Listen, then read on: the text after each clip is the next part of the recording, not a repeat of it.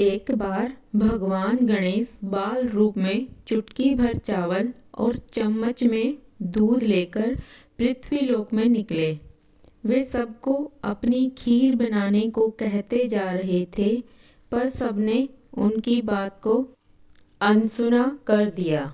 इसी दौरान एक बुढ़िया माई ने उनकी खीर बनाना स्वीकार कर एक भगोना चूल्हे पर चढ़ा दिया। इस पर गणेश जी ने घर का सबसे बड़ा बर्तन चूल्हे पर चढ़ाने को कहा। बुढ़िया ने बाल लीला समझते हुए घर का बड़ा भगोना उस पर चढ़ा दिया। कुछ ही देर में एक चमत्कार हुआ। गणेश जी के दिए चावल और दूध बढ़ गए और पूरा भगोना उससे भर गया। इसी बीच गणेश जी नहाने के बाद खीर खाने की बात कहते हुए वहां से चले गए। पीछे से बुढ़िया के पोते पोती आए तो भूख लगने पर बुढ़िया ने उन्हें खीर खिला दी। खीर बनते देख रही पड़ोसन को भी बुढ़िया ने कटोरा भरकर खीर दे दी। बेटे की बहू ने भी चुपके से एक कटोरा खीर खाने के साथ एक कटोरा खीर छुपा दी।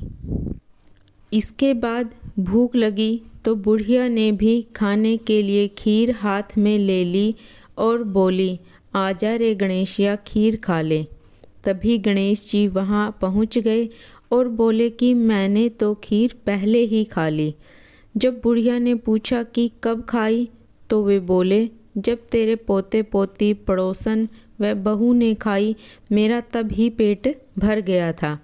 इसके बाद जब बुढ़िया ने बाकी बची खीर के उपयोग के बारे में पूछा तो गणेश जी ने उसे नगर में बांटने को कहा।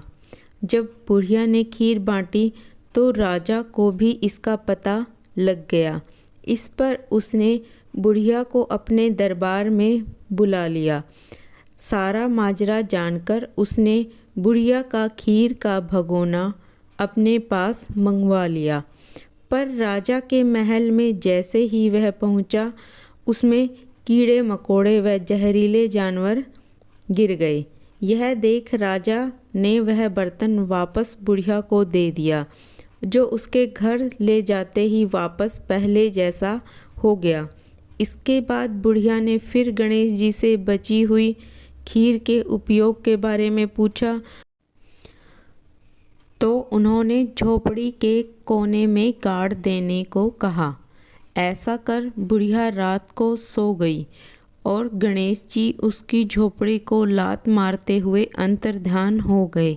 अगले दिन जब बुढ़िया माई उठी तो उसे अपनी झोपड़ी महल में बदली हुई और खीर के बर्तन सोने जवाहरातों से भरे मिले।